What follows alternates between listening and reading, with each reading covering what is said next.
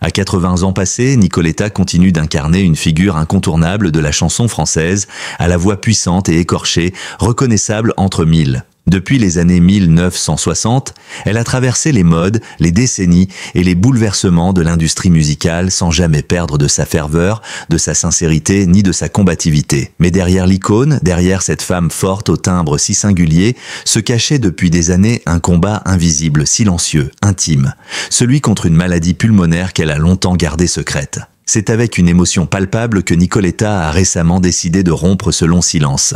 Ce n'est ni dans le tumulte médiatique, ni dans un geste de victimisation qu'elle s'est exprimée, mais dans la pudeur d'une confidence assumée, mûrie, profonde. Il ne s'agit pas d'une révélation spectaculaire, mais d'un aveu douloureux, qui en dit long sur sa personnalité. Car si Nicoletta a toujours chanté ses blessures à travers ses chansons, elle n'a jamais été prompte à se dévoiler dans sa vie personnelle. Sa voix, souvent comparée à un cri du cœur, portait déjà en elle le poids des épreuves vécues. Mais nul ne soupçonnait que ses poumons eux-mêmes étaient en souffrance depuis tant d'années. Pourquoi avoir gardé le silence aussi longtemps? Par pudeur, sans doute. Par peur aussi, peut-être, de susciter la compassion ou de voir sa carrière réduite à une image de fragilité. Dans un monde du spectacle, où l'apparence de force est souvent érigée en norme, l'aveu d'une maladie chronique est encore tabou. Surtout pour une artiste dont l'instrument de travail est directement touché. En parlant aujourd'hui, Nicoletta pose un geste fort. Elle offre à son public un fragment de vérité, une leçon d'humilité, une part de sa vulnérabilité, cette même vulnérabilité qui donnait à ses interprétations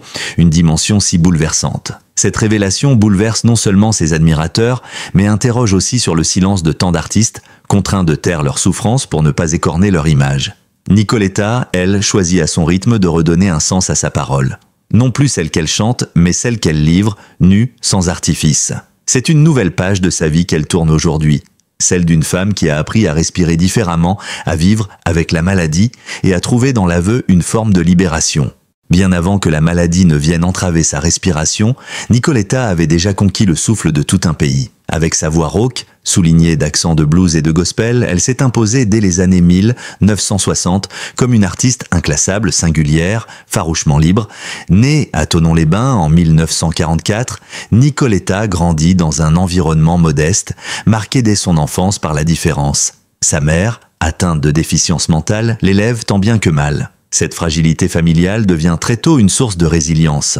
Nicoletta se forge une carapace, un tempérament combatif et trouve dans la musique une échappatoire salutaire. C'est d'abord, en tant que disque jockey dans les boîtes de nuit parisiennes qu'elle fait ses premiers pas dans le monde de la musique. Elle découvre alors le gospel, le rhythm and blues, les voix puissantes venues d'Amérique. Mahalia Jackson, Aretha Franklin, qui la bouleverse et l'inspire. Son premier succès, L'homme à la moto, une reprise d'Edith Piaf, révèle au public une interprète habitée, au grain de voix hors du commun. Mais c'est en 1971, avec la sortie de Mamie Blue, qu'elle entre définitivement dans la légende. Le titre, traduit de l'anglais mais transcendé par l'intensité émotionnelle de son interprétation, devient un hymne générationnel. Il exprime à la fois la douleur de l'abandon et l'attachement filial, autant de sentiments que Nicoletta connaît intimement. La chanson devient un triomphe commercial, franchissant les frontières et s'imposant dans plusieurs pays européens. Dès lors, Nicoletta ne quittera plus la scène musicale, enchaînant les titres marquants comme « Il est mort le soleil »,«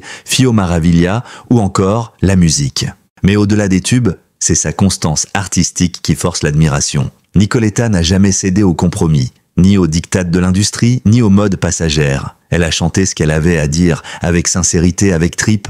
On la retrouve sur scène dans les années 1980, avec des spectacles engagés au fil des décennies, à la télévision, dans des hommages à Claude Nougaro ou Gilbert Bécaud, toujours respecté pour son intégrité. Parallèlement à sa carrière musicale, Nicoletta n'a jamais hésité à s'engager dans des causes humaines, sociales ou religieuses. Croyante assumée, elle chante régulièrement dans des églises, explore le répertoire sacré et participe à des concerts de solidarité. Elle incarne pour des générations entières l'image d'une femme forte, droite, au parler vrai. Une chanteuse du peuple, par le peuple et pour le peuple. Et pourtant, derrière cette stature solide, se cachait déjà un souffle fragile. Un souffle qu'elle protégeait, qu'elle ménageait, sans jamais le montrer. Aujourd'hui, avec le recul, certains de ses choix artistiques prennent une autre dimension. Ces silences, entre deux chansons, ces respirations prolongées sur scène, ce besoin de pause régulière, il racontait peut-être déjà ce que Nicoletta refusait encore d'avouer. Car même la plus puissante des voix peut être menacée quand les poumons se fatiguent en silence.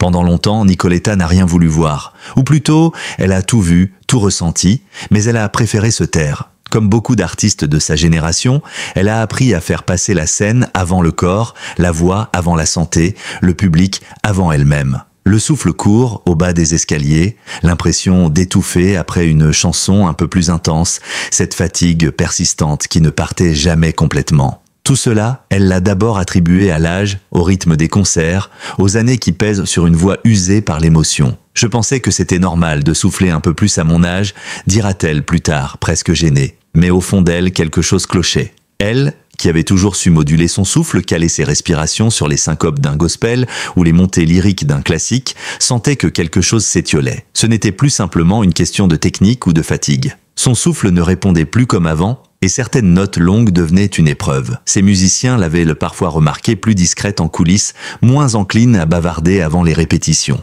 Elle prenait davantage de pauses, buvait beaucoup d'eau, s'éclipsait souvent en loge pour reprendre son souffle. Mais Nicoletta, fidèle à sa nature pudique, ne se plaignait jamais. Elle plaisantait même sur son âge, sur sa carcasse, sans jamais laisser entrevoir la moindre faiblesse. Les premiers signaux d'alerte sont venus lors d'une tournée en province il y a plusieurs années. Un soir, en plein concert, elle a dû interrompre un couplet. Elle avait du mal à respirer. Un malaise discret, presque imperceptible pour le public, mais qui l'a profondément marquée. Elle s'est mise à douter d'elle-même. Est-ce que c'était la fatigue, le stress, une bronchite mal soignée? Le diagnostic n'est venu que bien plus tard, mais dès cet instant, Nicoletta a commencé à vivre avec la peur sourde de perdre ce qui faisait toute sa force, sa voix. Autour d'elle, certains s'inquiètent. Sa famille, ses amis de longue date, quelques collaborateurs proches, évoquent avec elle la nécessité de faire des examens, de ralentir peut-être. Mais Nicoletta refuse d'écouter. Elle redoute les résultats, craint d'apprendre une vérité qui pourrait bouleverser son équilibre. Et puis, comment faire une pause quand on vit de son souffle, de sa scène, de son public? Comme tant d'artistes, elle préfère nier, minimiser et avancer. Jusqu'au jour où le corps décide de parler à sa place. Il y a des silences plus lourds que les mots. Celui de Nicoletta, au moment du diagnostic, en fait partie. Après des mois, voire des années, à repousser les signaux d'alerte, elle finit par accepter de consulter un pneumologue, sur l'insistance de son entourage. Ce qu'elle redoutait depuis si longtemps finit par tomber avec la brutalité froide des constats médicaux. Elle souffre d'une affection pulmonaire chronique. Le nom exact de la maladie, Nicoletta choisit de ne pas le dévoiler immédiatement au public. Ce n'est pas une mise en scène, ni un secret par calcul, c'est une forme de pudeur. Ce qu'elle accepte de dire, c'est que ses capacités respiratoires sont affaiblies et qu'elle doit adapter sa vie, ses efforts, son art. Le choc est immense. Pour une chanteuse, perdre le contrôle de son souffle, c'est comme voir son identité s'effriter. Ce souffle-là, elle ne l'a jamais considéré comme acquis. Elle l'a travaillé, sculpté, protégé, mis au service de ses émotions. Il était sa force vitale, sa signature artistique. Et voilà que ce souffle se dérègle, qu'il devient instable, imprévisible. Nicoletta se retrouve face à une vérité qu'elle ne peut pas ignorer, mais qu'elle refuse pour l'instant de partager. Pendant plusieurs mois, elle vit avec cette réalité comme avec un secret honteux. Non pas parce qu'elle en a honte, mais parce qu'elle ne sait pas encore comment la dire. Elle continue à se produire sur scène, à donner des interviews, à sourire à la vie. Mais dans l'intimité, elle réorganise tout. Elle apprend à respirer autrement, à moduler différemment ses performances, à s'économiser sans se trahir. Ce silence qu'elle impose autour d'elle n'est pas un mensonge, c'est un mur de protection. Car dans le monde du spectacle, les faiblesses physiques sont encore tabous, et encore plus pour les femmes, encore plus pour les artistes qui portent en deux sur leurs épaules toute une époque, tout un pan de la mémoire collective. Elle craint que cette annonce ne la réduise à son état de santé, que la presse se jette sur cette nouvelle comme sur un aveu de déclin. Elle redoute la compassion déguisée, les hommages prématurés, les rumeurs excessives. Et puis il y a aussi le refus de l'auto-apitoiement. Nicoletta ne veut pas devenir l'ombre d'elle-même. Elle veut rester debout, digne, libre de choisir quand et comment elle parlera. Alors elle attend, elle encaisse, elle chante encore, même si certains soirs sont plus difficiles que d'autres. Elle continue à dire qu'elle va bien, que tout va bien, parce que dire le contraire serait comme accepter de renoncer. Ce n'est qu'avec le temps, la maturité et sans doute aussi le poids des années qu'elle comprendra que parler, ce n'est pas faiblir, c'est transmettre, et que dans le partage de sa douleur, il y a une forme de lumière. Mais à ce stade, Nicoletta est encore dans le retrait. Elle protège son secret, comme on protège un organe fragile. Car ce souffle, même abîmé, reste le cœur battant de toute sa vie. Pour Nicoletta, la scène a toujours été plus qu'un lieu de performance, c'était un sanctuaire, un espace de communion d'énergie, de vérité brute. Même lorsque ses poumons ont commencé à la trahir, elle n'a jamais envisagé d'abandonner la scène. Ce n'était pas de l'inconscience, ni une fuite en avant. C'était un acte de foi. Tant qu'elle pouvait tenir debout devant un micro, tant qu'elle pouvait offrir une note juste, une émotion sincère, elle continuerait. Mais la réalité physique, elle, était bien là. Chaque concert devenait un défi. Avant les spectacles, elle préparait son corps avec rigueur, échauffement respiratoire, silence prolongé, hydratation méticuleuse. Elle diminuait les interviews, refusait certains plateaux télé trop exigeants. Elle sélectionnait avec soin ses répertoires, choisissait des arrangements plus doux, plus épurés, permettant des respirations plus fréquentes. Le répertoire gospel, qu'elle a toujours porté avec passion, prenait un nouveau sens. Il devenait presque une prière de survie, un chant contre l'épuisement. Dans les coulisses, certains collaborateurs voyaient le bien la différence. Elle se battait à chaque souffle, confiera plus tard un ingénieur du son qui l'a accompagnée sur une série de concerts. Mais une fois sur scène, c'était comme si elle reprenait vie. Et c'est vrai, dès les premières notes, dès que la lumière se posait sur elle, Nicoletta semblait renaître. L'adrénaline du public, la vibration des instruments, le regard des musiciens, tout cela agissait sur elle comme un baume. Elle transcendait sa fatigue, oubliait sa douleur. L'espace d'un instant, la maladie n'avait plus de prise. Ce paradoxe, chanter pour survivre, chanter en souffrant, donne à sa voix une profondeur nouvelle. Les tremblements, les respirations plus marquées, les pauses involontaires devenaient des éléments de style, des marques d'authenticité. Son public ne l'ignorait pas. Il ressentait cette tension, cette fragilité dissimulée derrière chaque note.